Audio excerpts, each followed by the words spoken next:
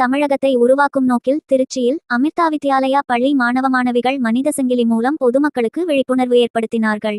தமிழகத்தில் போதை கலாச்சாரத்தால் இளைஞர்கள் மட்டுமன்றி பள்ளி மாணவர்களும் தங்களது எதிர்காலத்தை சீரழித்துக் கொள்ளும் அவலநிலை தொடர்கிறது.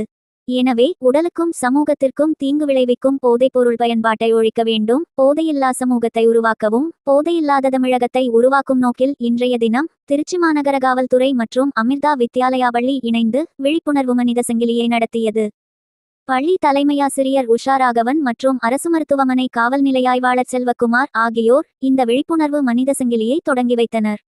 போதையினால் ஏற்படும் தீமைகளை மக்கள் உணர வேண்டும் என்பதற்காக திருச்சி வயலூர் சாலையில் பேரணியாகச் சென்ற அமிர்தா வித்யாலயா பள்ளியைச் சேர்ந்த 1000க்கும் மேற்பட்ட மாணவ மாணவிகள் பின்னர் உயக்கொண்டான் திருமலை பகுதியில் போதைக்கு எதிரான விழிப்புணர்வு வாசகங்கள் அடங்கிய பதாகைகளை கைகளிலேந்தியபடி மனித சங்கிலியாக நின்று விழிப்புணர்வு ஏற்படுத்தியதுடன் போதையில்லா சமுதாயத்தை ஒன்றிணைந்து உருவாக்குவோம் என்றும் அனைவரும் உறுதிமொழி ஏற்றுக்கொண்டனர்.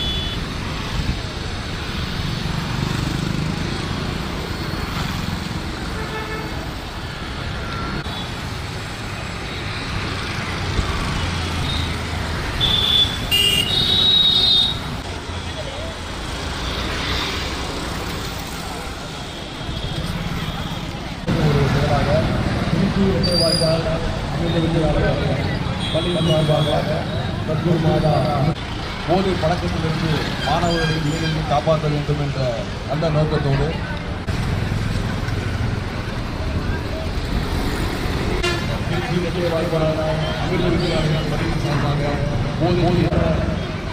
தமிழகத்தில் போதை இந்தியாவை உருவாக்குவோம்.